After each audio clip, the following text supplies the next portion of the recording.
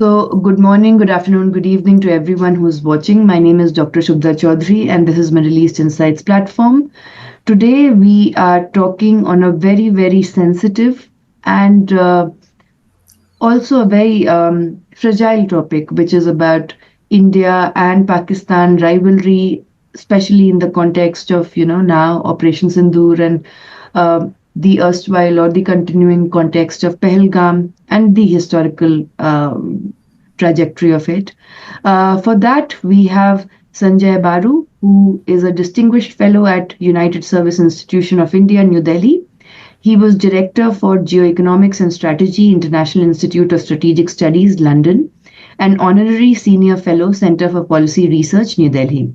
He was Media Advisor and Principal Speechwriter to Prime Minister Manmohan Singh from 2004 to 2008. He has been editor of Business Standard, The Financial Express. He has been also the Associate Editor of The Economic Times. He has been the visiting professor of Lee Kuan Yew School of Public Policy and Institute of South Asian Studies at Singapore, Professor of Indian Council of Research and International Economic Relation, Department of Economics at JNU, University of Hyderabad, Visiting Fellow at School of Economic Studies, University of East Anglia, UK.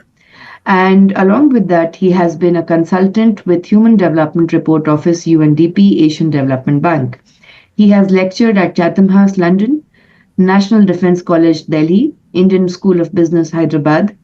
In 1999 to 2001, he was member National Security Advisory Board of India and has been a member of several high-level government committees, including the Expert Group of Indian National Defence University and India Asian Eminent Persons Group.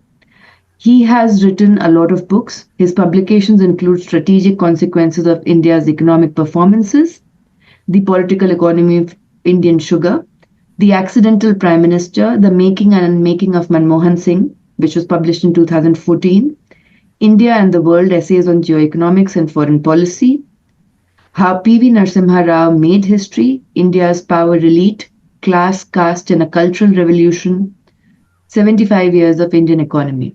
So with this, sir, thank you so much for endowing us with your very, very empowering presence, and we are very thankful for the privilege of your time. And this is my request to everyone who is watching that please maintain the decorum, ask questions in the chat box. It's a very, very sensitive issue, and we have to be very serious regarding being respectful to the discourse of it. So, sir, my first question to you is that how do you think or analyze the bilateral relation between India and Pakistan has changed after Operation Sindoor? Well, first of all, thank you for inviting me to participate in your very interesting podcast. When you decided on the date, neither of us thought it would be such a significant day because we were going to discuss India-Pakistan, but today will be remembered as an important day in the bilateral relationship. Unfortunately, of course, it will be remembered as a day of conflict. When we look at the bilateral relationship between India and Pakistan, there are two ways of looking at it. One is to view it purely as a relationship between two countries that happen to be neighbors. But the other is to view it through the prism of partition, which brings history, politics, sociology, the whole experience of the Hindu-Muslim relationship on the subcontinent and all of it. So it becomes an extremely complicated bilateral relationship. I mean, we have, for example, a neighbor like, let's say, Bhutan or even Myanmar for that matter, which is a neighbor. There is a history to that relationship, but it's not a particularly complicated history. Of course, we have a relationship with a country like Sri Lanka. There has been minor complications along the way, but again, it's a bilateral relationship where history doesn't kind of weigh heavily. The unfortunate thing about the India-Pakistan relationship is that it gets caught up in a lot of baggage, historical baggage, and on both sides. I mean, there is the whole memory of partition, and there is a continued memory of communal divide across the subcontinent. So to kind of free up the purely diplomatic political relationship between two countries from this very complex history is extremely difficult. And it has, in fact, in my judgment, become even more difficult for a variety of reasons. But having said that, I think right now we are dealing with a very specific challenge, which is the challenge posed by cross-border terrorism. We have had an incident in Pahalgam, which is a brutal incident. It is a tragic incident, and it's a horrific, incident, which, of course, the entire international community has condemned, and India had no option but to respond.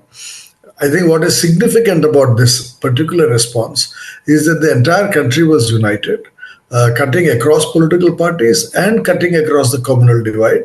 I think it's a significant, event that we have been able to achieve this kind of unity at a time when our politics have been very divisive over the last 10 years. We have gone through a very rough period as far as domestic politics and divisions within and communal tensions within us have been. So, given that context, I think the attack today has galvanized the whole country, sent an international message across that India will no longer tolerate this kind of attacks, and that we will respond decisively in the manner in which we have responded today. I think it's a very clear message. But let me stop there and maybe just add that one has to separate this, what is happening right now, from the larger issues that bedevil our relationship, and those are not going to go away because of this particular action. Yes.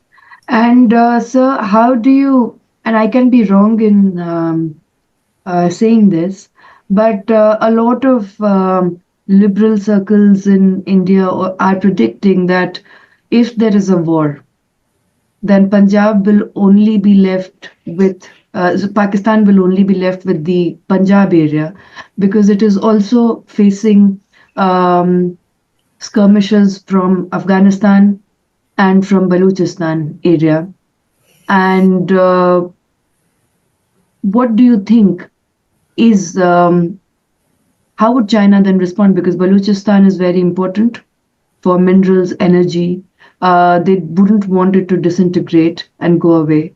And at the same time, how would then US respond to it, which also has under the cover a lot of investments in Pakistan? Well, first of all, I hope there is no large-scale confrontation, that this doesn't escalate into a war. The government of India has been very, very clear that it targeted certain, terrorist bases across the border and across the line of control.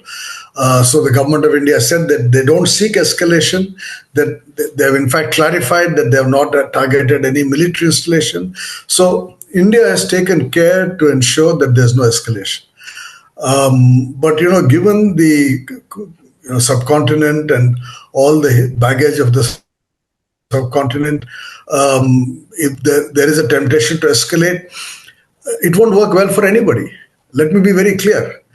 First of all, you asked about the reaction of China and the US. The entire international community will want that to stop. There would be a demand on India and on Pakistan, on both countries, to go in for ceasefire.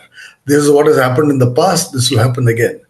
Now, can both the countries afford to ignore international pressure and continue to proceed with a war like Russia has done in the case of Ukraine, where despite enormous international pressure, Russia has been able to ignore international pressure?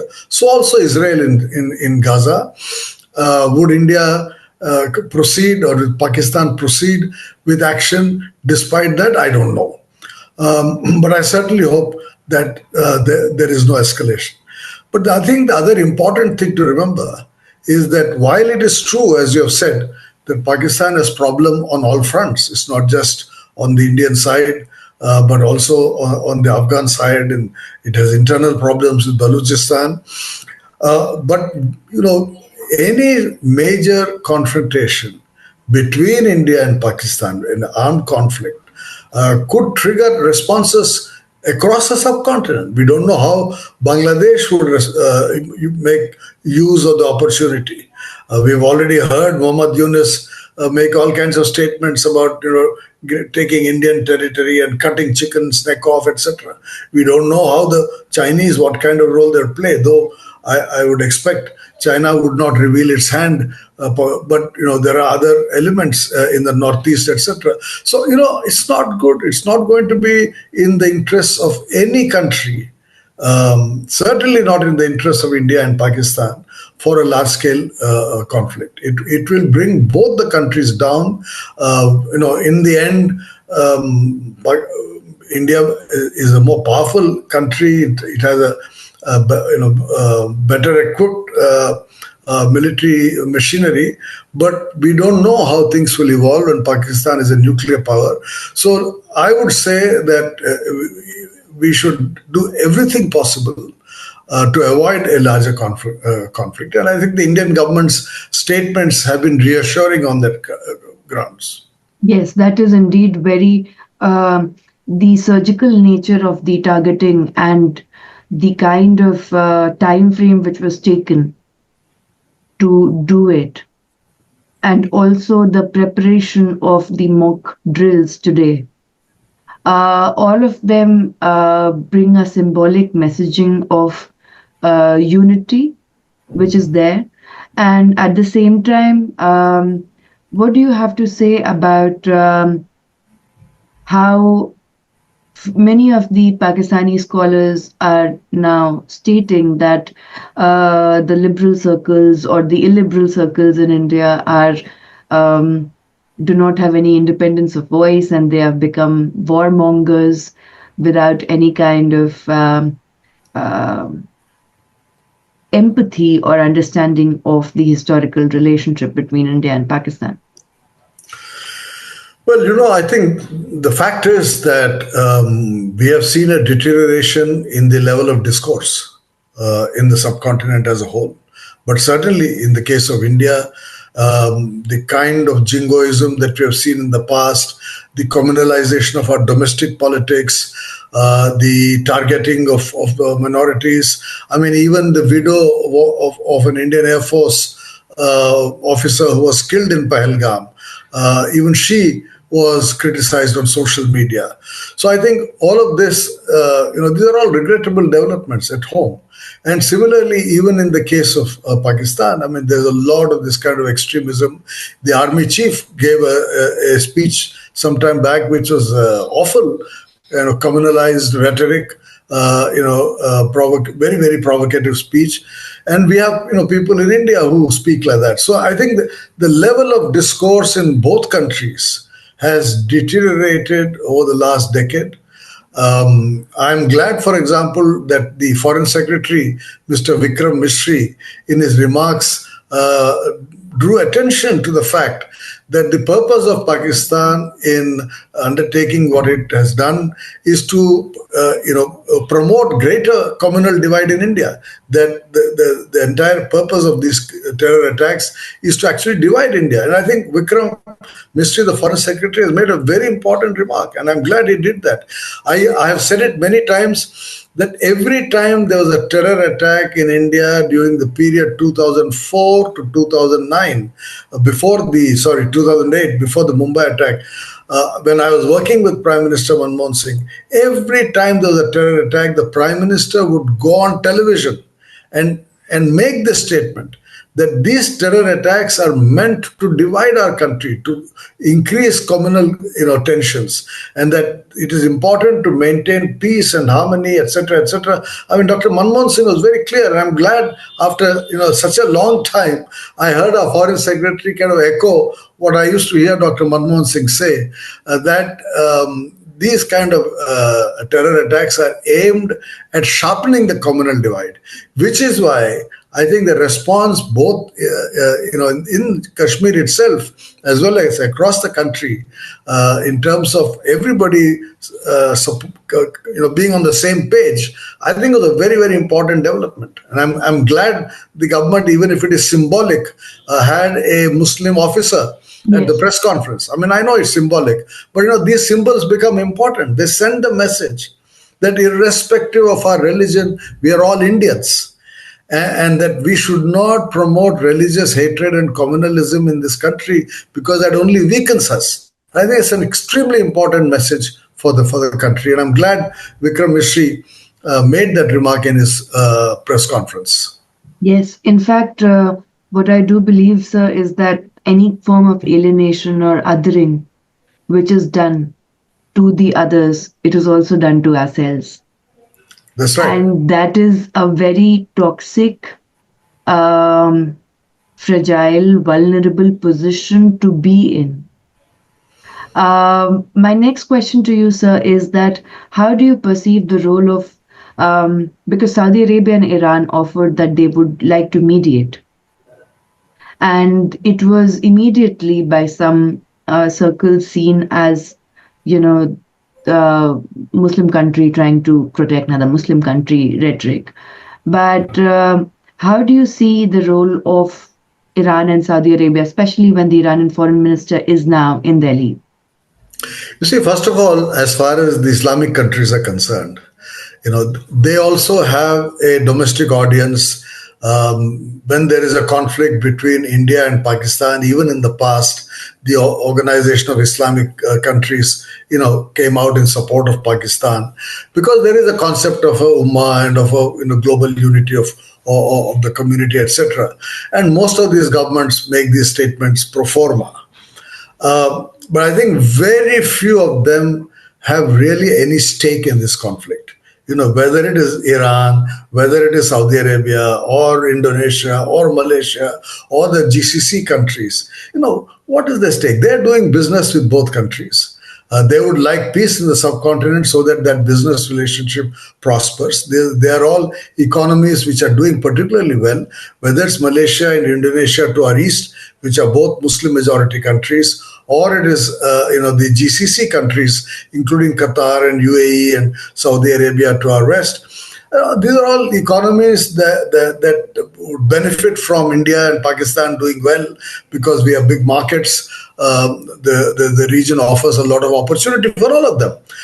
They couldn't care less, if we bury ourselves, if India and Pakistan go to war and damage each other. I don't think these countries have really that kind of a stake, but they would certainly not want to encourage conflict, which is why all of them have made statements saying that you should not have escalation, that there should be dialogue between the two countries, etc. And I think that's it. That is understandable. From their point of view, they would like India and Pakistan to sort out their differences through dialogue and go on. And many of these countries have been fighting these Islamic jihadi groups. I mean, Saudi Arabia, the GCC, Bahrain, Qatar, all of them have been fighting these extremist fundamentalist groups. So none of them supports any of these terror groups. To that extent, they understand India's position, but they will not abandon Pakistan. After all, it's an important country. It's a nuclear power. It's the only Muslim country with nuclear weapons, so it has a certain status within the Islamic world. Yeah.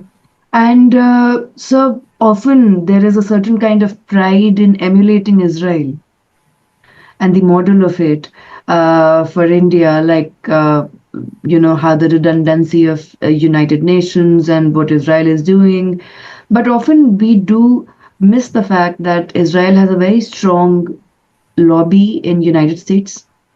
Along with that, there are a lot of Jews who are intricately interwoven in the Silicon Valley, in the technical, business making, political dimensions of US, while Indians, who are a majority of the diaspora in US, do not have such a strong lobby. And we also are first Indians not seen as, Americans. We are outsiders, which Jews aren't seen as. So Is this entire parallel of emulating the Israeli model, which is so it is a fancy for a lot of media outlets. Is it correct to follow right now?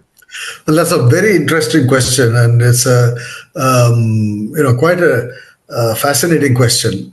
First of all, I think we have to remember that the Jewish lobby in the U.S. stands on a completely different pedestal. After all, the United States and Britain created Israel after the Second World War. They built up this entire argument of the chosen people, and created Israel as a country for strategic reasons, so that they had a base in the middle of the Middle East with all these oil, powers, Muslim countries with oil, and Israel was created as a strategic, base for the West. And secondly, the Jews in the US and in Europe are extremely rich people, financially very, very powerful. So the Jewish lobby in the United States stands on a completely different platform. As for the Indian community, this is a very interesting question, because when the Manmohan Singh government was working on the nuclear deal, and we had to secure the support of the Congress for the 123 amendment, the amendment to the Hyde Act. We mobilized the Indian government, and the Indian business community mobilized the Indian American community very effectively to get congressional support. There's great unity within the Indian American community at that time. I mean, I'm talking of 2004 to 2007. In that period, the Indian American community came together and was an extremely important, influential leverage for us. But what has happened over the last 10 years is that this community has again got divided. There is a communal divide, there are regional divides, and there are all kinds of internal arguments. If you look on the social media within the Indian American community, and the recent events where Indian raw agents were caught trying to kill a Sikh operative, a functionary in Canada and New York, and all of that. All these things are very regressive developments from the point of view of the power of the Indian American community within within North American politics. We have got divided with Hindus, Muslims, Sikhs, Dalits, upper caste, North, South.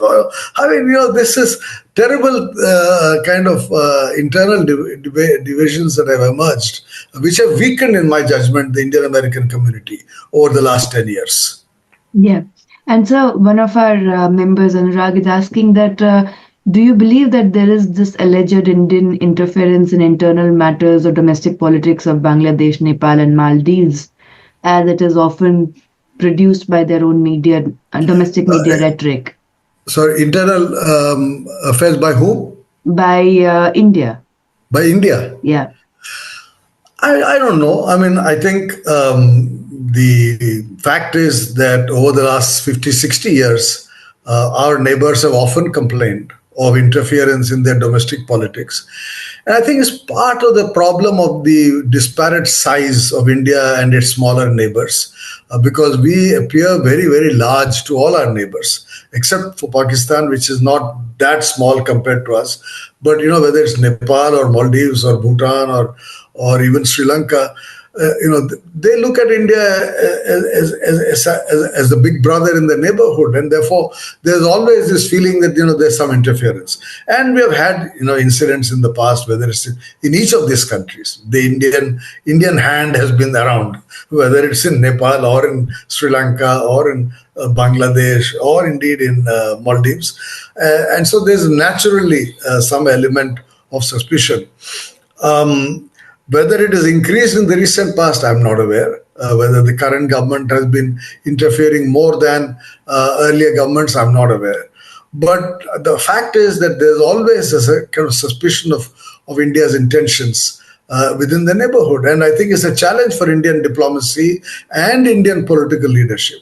We shouldn't just leave it to diplomats. I've always argued that Indian political leaders have to be more sensitive to our neighbors and their sensitivities, which is often not the case because they are only looking at their own short-term political perspective. So if it's Sri Lanka, it becomes part of Tamil politics, and politicians say all kinds of things which resonate either positively or negatively. Similarly, in Nepal, there is this Madhesi and the non-Madhesi politics, which and UP, Bihar kind of get into it. In Bangladesh, West Bengal politics gets into. So all these neighboring political leaderships have to be more sensitive to the sensitivities of our smaller neighbors.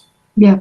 And coming back to the last question, sir, which is on the context of India Pakistan, no matter how much the media tries to, blow the trumpet on boots on the ground or war, actually, in today's time and age of cyber warfare, of disruption of stock exchange, or even bioweapons, boots on the ground are not necessary. And wars are going on through intelligence, through cyber networks, artificial intelligence. Um, do you think that because Pakistan had intervened recently, had the website of IDSA and many other websites, official websites, do you think that what are the policy recommendations needed for the Indian government right now to deal with this other side of warfare, which is going on? It's on. Well, I think even in response to the Palgam attack, we have taken certain innovative measures like cutting off or keeping in abeyance the Indus Water Treaty, and imposing restrictions on the airspace. So there are what you might call non-kinetic responses. I'm sure cyber activity is going on. It goes on all the time. There are different ways in which these countries are dealing with the challenge they pose to each other.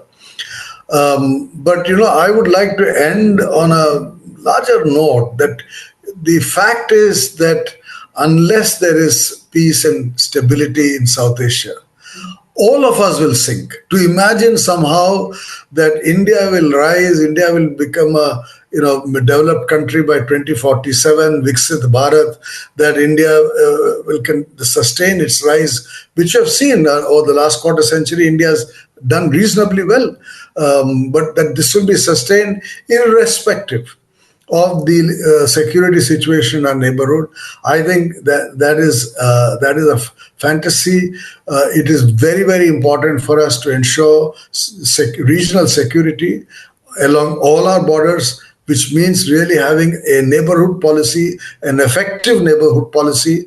The government talks about a neighborhood policy, but if you evaluate our relations with each of our neighbors, I'm not convinced that they're better today than they were 10 years back. So we need an effective neighborhood policy that brings the neighbors into a virtuous relationship of development. That the rise of India should be seen as a positive phenomenon for all our neighbors, rather than as a challenge or a threat for our neighbors. This has been my view for 25 years. I've said this, in the past, even after the Kargil War in 1999, that unless our neighbors feel that India's rise is also good for them, they will continue to create problems to thwart India's rise. And India can only rise by ensuring regional security and peace. Yes, and I do believe, sir, that it is not a zero-sum game anymore, how world order is. And the entire, maybe the vision of changing the demography of South Asia, or because the conflict of wars or genocides are going on in different parts of the world, it is not going to have peaceful outcome for anyone. We are just getting closer and closer to the brink of a world war with panic, fear, anxiety, and alienation, which is not good for anyone. Absolutely. And the tragedy is that there are very few wise leaders anywhere in the world today.